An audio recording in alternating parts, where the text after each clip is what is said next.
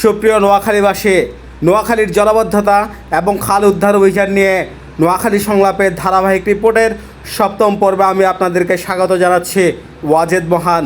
তবে আজকে এই খাল উদ্ধার অভিযানের আপডেট দেওয়ার আগে আমরা একটু পেছনে ফিরে যেতে চাই। খাল উদ্ধার অভিযান নিয়ে অনেকের অনেক অভিযোগ আছে কথা এবং পরামর্শ, সেগুলোও তুলে ধরব আমাদের আজকের রিপোর্টে। তবে চলুন একটু পেছনে ফিরে যাওয়া যাক। 2024 সালে গোটা নোয়াখালী ডুবে গিয়েছিল বন্যার পানিতে, আর ঠিক তার এক বছর পর যখন আবার নতুন করে বর্ষা আসলো আমাদের এই অঞ্চলে, তখন এই নোয়াখালীবাসী আবার ডুবলো ঠিক এমন করে। আর সেই ডুবার পর চারদিক থেকে রীতিমতো আওয়াজ উঠল, কেন এই জলাবদ্ধতা?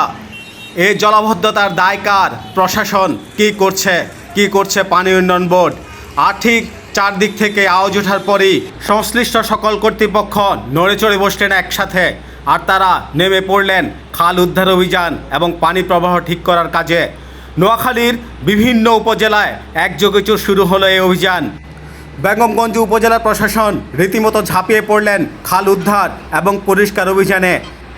বহু বছর ধরে খালের গলায় পা দিয়ে রেখেছিল যে আজমির হোটেল, সে আজমির হোটেল ভাঙ্গার মধ্যে দিয়ে বেগমগঞ্জ উপজেলার প্রশাসন যেন জনগণের মন কেড়ে নিলেন। তারা ভাঙলেন আজমির হোটেল, তার পাশাপাশি আরও অসংখ্য কাঁচা পাকা স্থাপনা। আর সে অভিযানে যেন পথ দেখালো অন্যান্য উপজেলা প্রশাসনকে। তারপর সবাই একযোগে ঝাঁপিয়ে পড়লেন একই কাজে। সে কাজের ধারাবাহিকতায় নোয়াখালী সদর উপজেলা প্রশাসনও যেন নড়ে চড়ে বসল।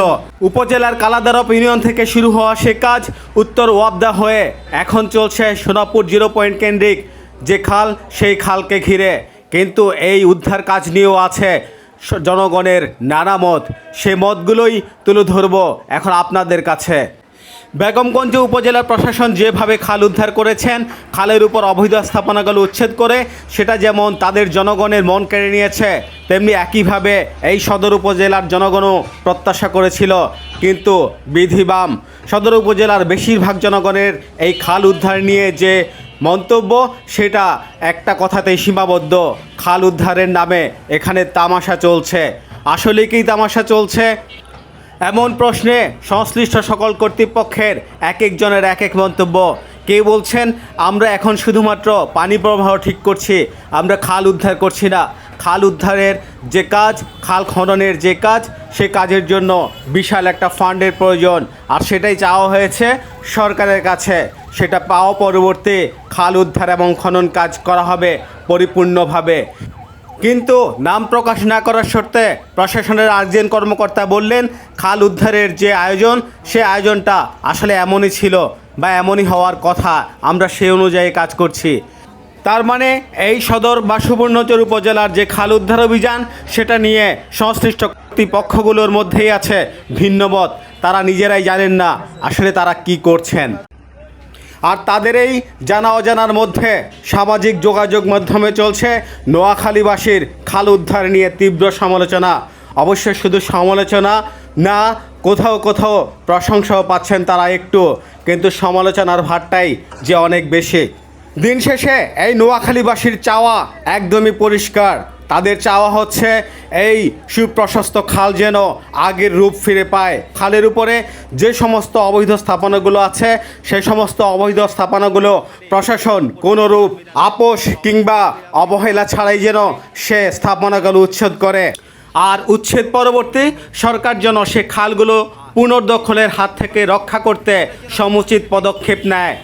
আর তা না করা গেলে এই খালগুলো নোয়াখালীর মানচিত্র থেকে অচিরেই বিলীন হয়ে যাবে। স্বাধীনতার পর গত 53 বছরে এই নোয়াখালীর মানচিত্রটা অনেক বদলে গেছে।